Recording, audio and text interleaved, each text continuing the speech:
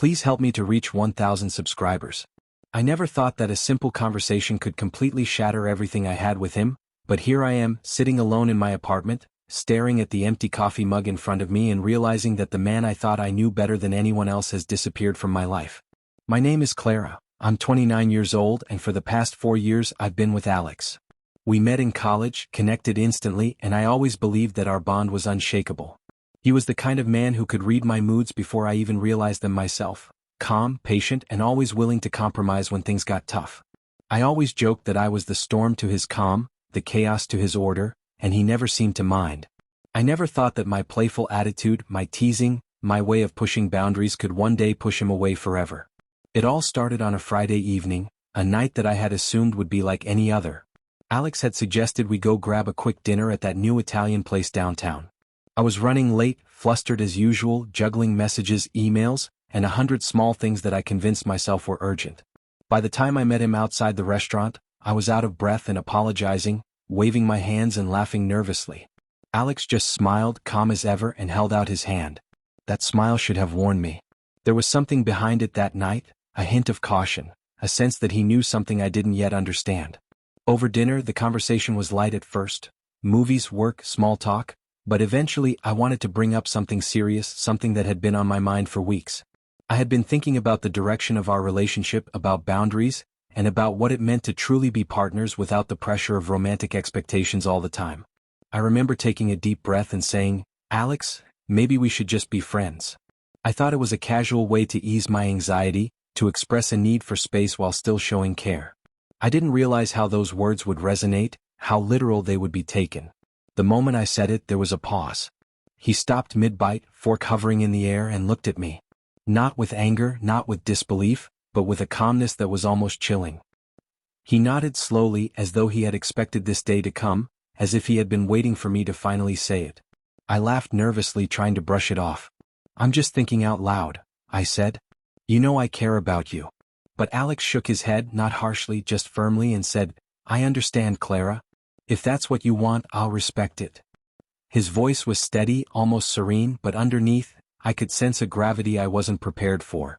I thought he would wait, that he would give me a chance to clarify, to laugh it off like we always did after a tense moment. But he didn't. After dinner, he drove me home without another word. The ride was silent, a quiet so heavy it felt almost physical.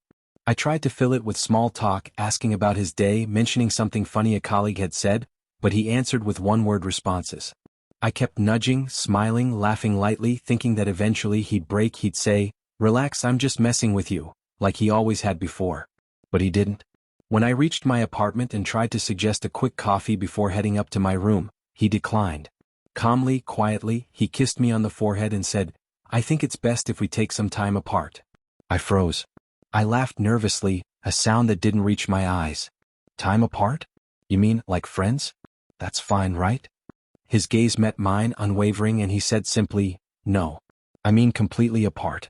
I think it's time we stop seeing each other." His words landed like a hammer. It felt absurd, surreal.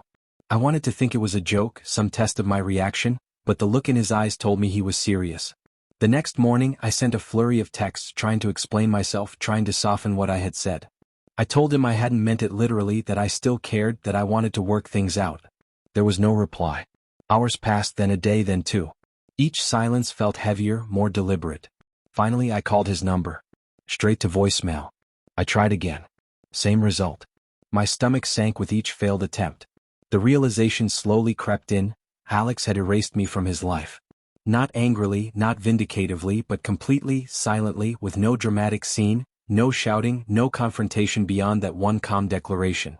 I started thinking back to all the little moments I had taken for granted, the times I teased him in front of friends, the times I rolled my eyes at his suggestions, the times I assumed he would forgive me no matter what.